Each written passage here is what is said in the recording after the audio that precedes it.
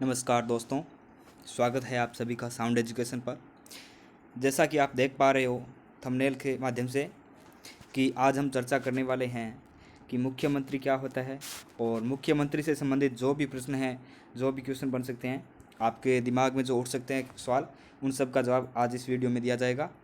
तो चलिए स्टार्ट करते हैं। और स्टार्ट करने से पहले अगर आप चैनल पर नए हो तो चैनल को सब्सक्राइब कर लीजिए और बेल आइकन को ऑन कर लीजिए ताकि आने वाली हर नई अपडेट सबसे पहले आपके पास पहुंच जाए। और दोस्तों में शेयर करना ना भूलें। अगर वीडियो अच्छा लगे तो लाइक कर देना। तो चलो चलते हैं नेक्स्ट स्लाइड पे।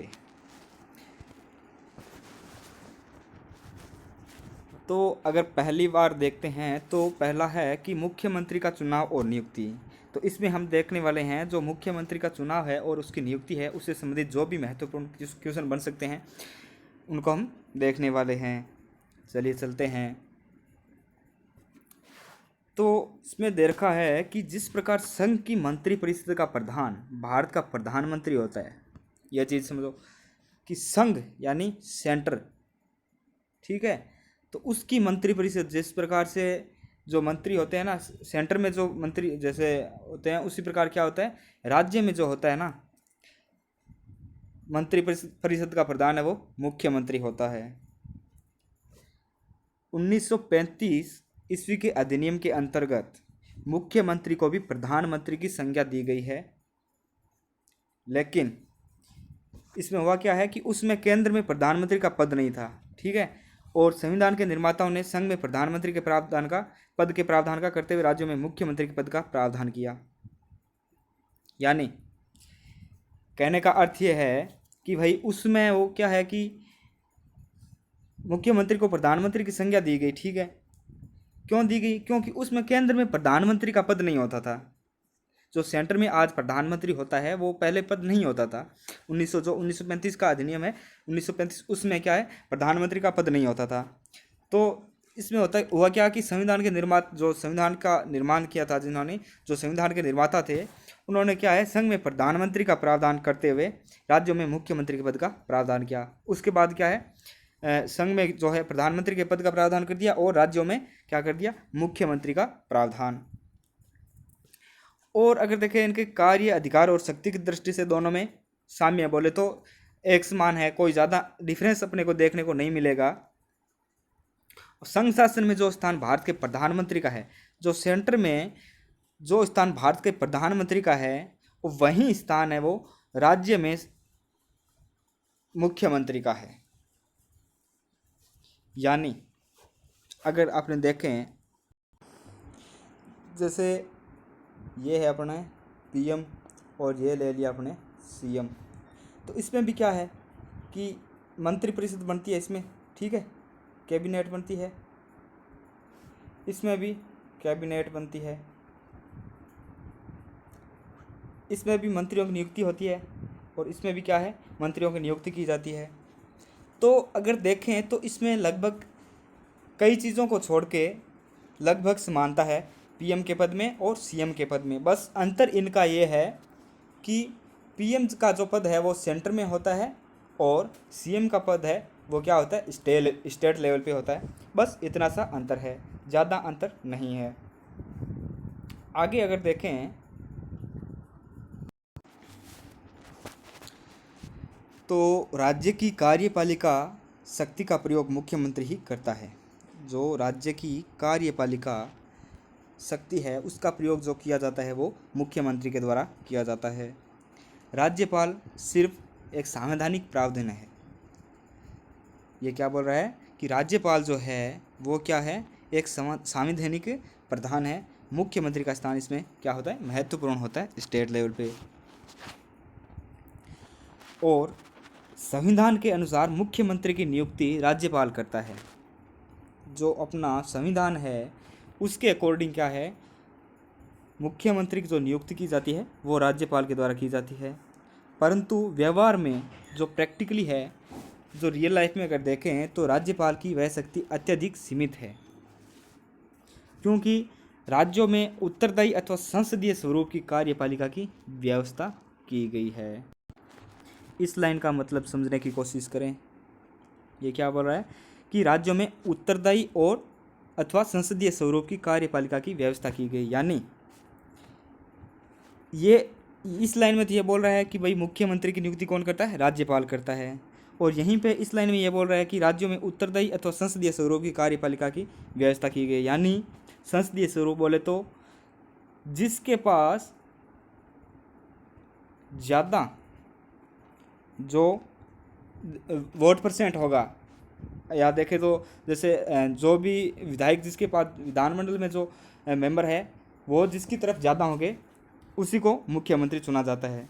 तो इसमें यह क्या है कि संविधान के अनुसार तो मुख्यमंत्री की नियुक्ति राज्यपाल करता है, लेकिन जो व्यावहारिकता में अगर देखें तो ये सिस्टम है, संसदीय व्यवस्था की गई है जिसमें कि जिसके पास ज़्यादा वोट होंगे, जो जिसके पास ज़्यादा विधायक होंगे वहीं क्या है, मुख्यमंत्री बनता है। अब अगर देखें कि विधानमंडल में जिस दल ये देखा ना कि विधानमंडल में जिस दल का बहुमत होता है ना, राज्यपाल उसी दल के नेता को मुख्यमंत्री का पद ग्रहण और मंत्रिपरिषद के निर्माण के लिए आमंत्रित करता है। आज जैसे भाई 200 सीट मान लो किसी स्टेट की, जैसे राजस्थान की मान लो, इसमें से अगर 120 जैसे कोई सी पार्टी को मान लो, जैसे बीजेपी के पास है और या कांग्रेस के पास मान लो 120 सीट, ठीक है, और 80 बीजेपी के पास है, तो जिस पार्टी के पास ज़्यादा बहुमत होगा उसी पार्टी से क्या होगा, मुख्यमंत्री नियुक्त होगा। तो अगर 120 ज़्यादा कांग्रेस के पास है तो मुख्यमंत्री भी किस पार्टी का नियुक्त होगा, यह होगा कांग्रेस का। यही चीज़ इस लाइन में बताना चाह रहा है ये। इसके अलावा अगर देखें तो इसमें यह है कि अगर विधानसभा में किसी दल का स्पष्ट बहुमत ना हो या किसी दल का सर्वमान्य नेता ना हो तो मुख्यमंत्री की नियुक्ति में राज्यपाल को कुछ स्वतंत्रता मिल सकती है। इसमें जैसे अगर 200 सीटें हैं तो जैसे इसमें 90 सीटें मिल गई बीजेपी को और 90 मिल गई कांग्रेस को और 20 मिल गई अदर को, तो इसमें क्या है, यह एक टकराव की स्थिति हो गई, ठीक है। तो इसमें क्या है, स्पष्ट बहुमत नहीं है। और अगर स्पष्ट बहुमत भी हो, जैसे इनके पास 100 है, इनके पास 90 है, कांग्रेस के पास 100, बीजेपी के पास 90 सीटें हैं, अगर स्पष्ट बहुमत भी होता है और अगर सर्वमान्य नेता ना हो जिसकी छवि अच्छी हो, जिसको जो मेंबर है वो मतलब ऐसा चाहते हो कि ये हमारा मुख्यमंत्री बनना चाहिए, इस प्रकार से सर्वमान्य नेता ना हो तो भी क्या है, मुख्यमंत्री की नियुक्ति है वो राज्यपाल अपनी इच्छा के अनुसार कर सकता है। और इसमें यह दे रखा है कि अपवाद भी है इसके, विधान परिषद के सदस्य भी मुख्यमंत्री के पद पर नियुक्त हैं। कई बार ऐसे भी पहले केस हो चुके हैं जिसमें कि विधान परिषद के सदस्य भी मुख्यमंत्री के पद पर नियुक्त हो चुके हैं। अब इसमें देखते हैं कि मुख्यमंत्री है जो भारत में राज्यों का राजनीतिक प्रमुख होता है। मुख्यमंत्री क्या है, पॉलिटिकल लीडर होता है राज्यों का। हर स्टेट का जो मुख्यमंत्री होता है वो उस स्टेट का पॉलिटिकल लीडर होता है और जिसके कार्य हम वो कई प्रकार से देख सकते हैं। अब इसका अगर देखें कि इसका मुख्यमंत्री का चुनाव किस प्रकार से होता है तो वो देखते हैं। जैसे इसमें एक केस दे रखा है महाराष्ट्र का। महाराष्ट्र विधानसभा की जो कुल सीटें हैं वो 288 है। और अगर इसमें देखें कि चुनाव किस प्रकार से होगा मुख्यमंत्री का महाराष्ट्र में, तो अगर 288 सीटें हैं, इनमें से 145 एक पार्टी को मिल गए और बाकी जो 143 सीटें हैं वो अन्य पार्टी को मिल गई। तो इसमें होगा क्या, इसमें मुख्यमंत्री उसी पार्टी से चुना जाएगा जिसके पास बहुमत ज़्यादा हो, ठीक है। तो इसमें बहुमत किसका है, 145 सीटें, जैसे मान लो ये बीजेपी का है और ये कांग्रेस का है, तो इसमें बहुमत किसका है, बीजेपी का। तो इसमें मुख्यमंत्री भी किस पार्टी का चुना जाएगा, बीजेपी का। इस प्रकार से चुनाव होता है। जैसे जनता क्या करती है, एमएलए को, एमएलए चुनती है ना, विधायक चुनती है। एमएलए जो हैं वो वोट देते हैं अपने अपने अलग अलग पक्ष में, जैसे अलग अलग पार्टी में। जैसे 145 है वो बीजेपी में दे दिए और 143 दे दिए कांग्रेस में। तो 145 विधायक ऐसे हैं जो ये चाहते हैं कि जो मुख्यमंत्री बनना चाहिए वो होना चाहिए बीजेपी का, और 143 विधायक ऐसे हैं जो ये चाहते हैं कि मुख्यमंत्री है वो कांग्रेस का बनना चाहिए। तो इसमें बहुमत क्या होगा? बीजेपी का होगा, तो मुख्यमंत्री भी क्या होगा? बीजेपी का ही चुना जाएगा। इस प्रकार से ये चुनाव होता है। और आगे देखते हैं। आगे है मुख्यमंत्री पद के लिए योग्यता। भाई मुख्यमंत्री बनने के लिए योग्यता क्या होनी चाहिए? अगर कोई व्यक्ति मुख्यमंत्री बनना चाहता है तो उसके लिए क्या योग्यताएं निर्धारित की गई हैं, उनके बारे में देखते हैं।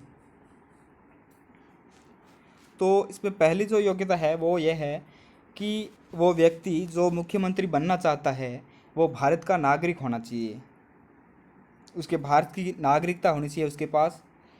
दूसरा है कि उसको 25 वर्ष की आयु पूरी कर चुका हो, उस व्यक्ति की आयु है वो 25 वर्ष से कम नहीं होनी चाहिए।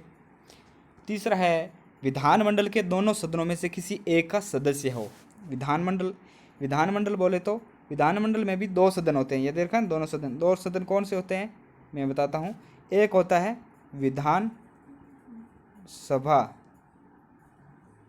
दूसरी होती है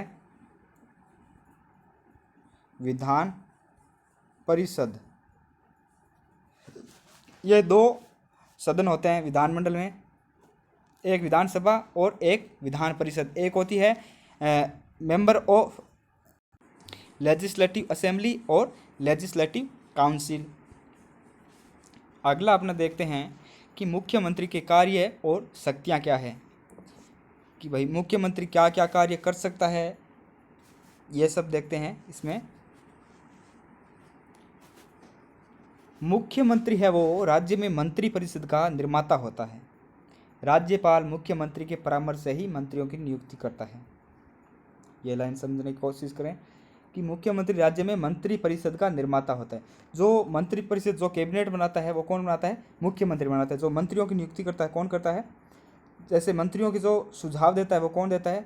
भाई इतने मंत्री बनेंगे, ये व्यक्ति इस पद पे होगा, ये व्यक्ति इस पद पे होगा, यह सब कौन सुझाव देता है? ये देता है मुख्यमंत्री। मुख्यमंत्री के परामर्श से ही मंत्रियों की नियुक्ति करता है, ये चीज़ देखिए ना। अगला देखें तो मंत्री है वो राज्यपाल के प्रसाद पर्यंत अपने पद पर रहते हैं। जो ये कैबिनेट बनाई गई है मुख्यमंत्री के परामर्श से, जो राज्यपाल ने ये कैबिनेट बनाई है, मंत्रियों की जो कैबिनेट मंत्री परिषद बनाई है, इसके जो भी मंत्री है वो राज्यपाल के प्रसाद पर्यंत, यानी राज्यपाल जब तक चाहेगा तब तक वो उस पद पर बने रह सकते हैं। ये बोलता है अनुच्छेद 164(1).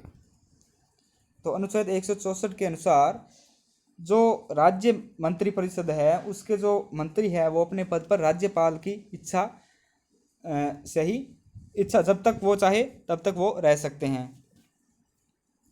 अगर राज्यपाल चाहे तो उनको, जैसे इनका कार्यकाल होता है 5 वर्ष, अगर राज्यपाल चाहे तो इनको 5 वर्ष से पहले ही हटा सकता है, और अगर राज्यपाल चाहे तो इनको 5 वर्ष के बाद भी रख सकता है।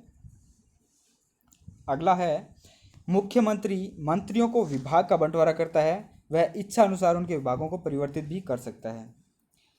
अब जो ये कैबिनेट बनाई गई है, ये जो कैबिनेट बनाई गई है, इसमें जो मंत्री है इनको कौन कौन सा विभाग दिया जाएगा, अलग अलग जो विभाग होते हैं, अलग अलग डिपार्टमेंट होते हैं, उनका बंटवारा कौन करता है? तो ये करता है मुख्यमंत्री। और कौन सा विभाग, कौन सा डिपार्टमेंट किस व्यक्ति को किस मंत्री को दिया जाएगा, यह भी कौन तय करता है? मुख्यमंत्री तय करता है। और अगर मुख्यमंत्री चाहे तो एक बार जैसे बंटवारा कर दिया डिपार्टमेंट्स का अलग अलग, जैसे शिक्षा विभाग का कर दिया, स्वास्थ्य विभाग का कर दिया, अलग अलग कर दिया, और उसके बंटवारा करने के बाद अगर मुख्यमंत्री चाहे तो उन डिपार्टमेंट्स को चेंज कर सकता है। जैसे शिक्षा विभाग जिसके पास है उसको स्वास्थ्य विभाग में भेज सकता है, और स्वास्थ्य विभाग वाले को शिक्षा विभाग में भेज सकता है। इस प्रकार से वो क्या है? चेंज कर सकता है। आगे अगर देखें, मुख्यमंत्री मंत्री परिषद की अध्यक्षता करता है।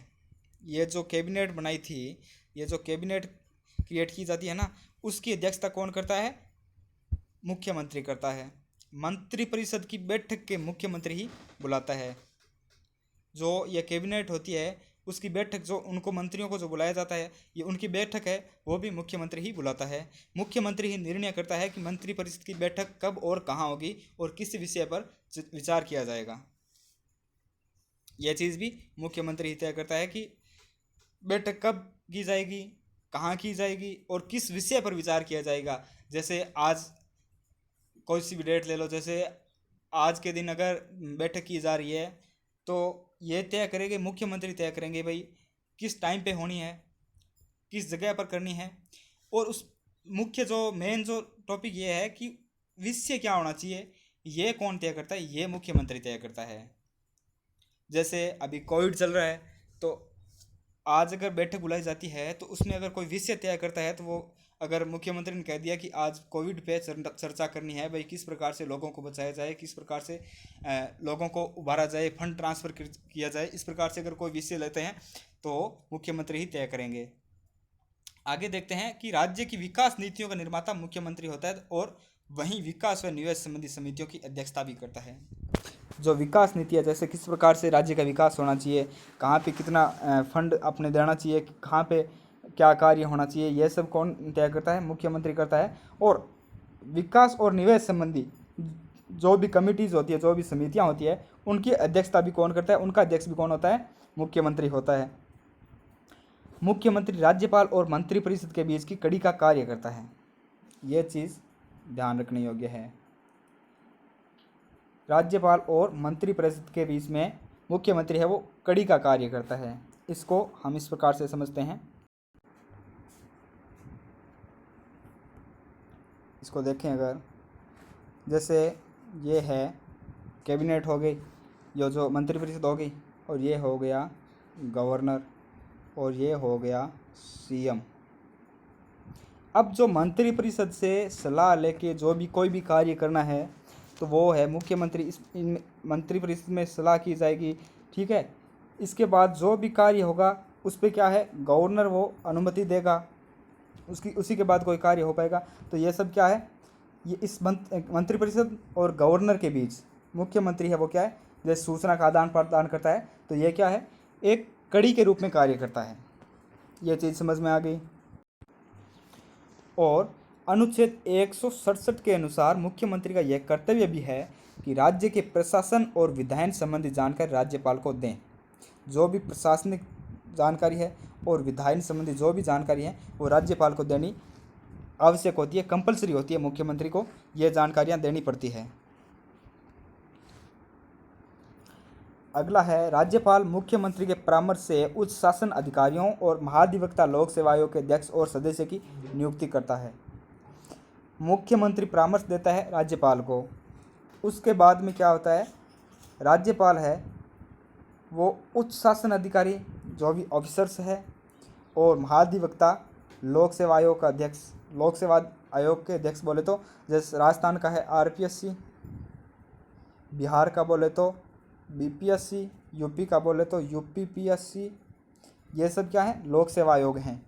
इनके अध्यक्ष और सदस्यों की नियुक्ति भी कौन करता है, राज्यपाल करता है। और ये अध्यक्ष की नियुक्ति और ये सब मैंने पहले भी राज्यपाल का जो वीडियो बना, राज्यपाल के ऊपर जो वीडियो बना रखा है उसमें मैंने बता रखा है। अगर वो नहीं देखा है तो आप जाके देख सकते हैं वो वीडियो, उसमें राज्यपाल के बारे में फुल डिटेल बताया हुआ है। अगला है, मुख्यमंत्री विधानसभा का भी नेता है, इसलिए विधानसभा संचालन में आई समस्याओं को सबके साथ मिलकर दूर करने का प्रयास करता है। अगला है, मुख्यमंत्री अपने दल का नेता भी होता है, इस नाते अपनी पार्टी के चुनाव में सफलता आदि के लिए भाषण देता है। यह चीज़ अक्सर हमें देखने को मिलती है कि मुख्यमंत्री है वो अपने दल का नेता होता है। जैसे अब राजस्थान का लेते हैं तो राजस्थान में क्या है, कांग्रेस के हैं अभी मुख्यमंत्री कौन है, अशोक गहलोत, तो वो अपने दल का नेता है राजस्थान में। तो इस नाते उसका ये मतलब फर्ज बनता है कि वो अपनी पार्टी के चुनाव में सफलता के लिए भाषण देता है। जैसे एमएलए के चुनाव है, ठीक है, या और जो भी सांसद वगैरह और जो भी चुनाव है, उसमें क्या है, जो उस पार्टी के जो नेता हैं उनको जिताने के लिए, उनका वोट कलेक्शन करने के लिए मुख्यमंत्री क्या है, भाषण देता है, वोट्स को अट्रैक्ट करता है लोगों को, और वोट्स देने के लिए उनको यानी लोगों को कह सकता है। यह सब चीज़ भी मुख्यमंत्री के अंडर में आती है। और मुख्य जो बात है, जो क्वेश्चन बन सकता है, वो यह है कि राज्य योजना बोर्ड के जितने भी राज्य योजना बोर्ड हैं उनका अध्यक्ष कौन होता है? मुख्यमंत्री होता है। ये चीज़ इम्पोर्टेंट है, याद रखना।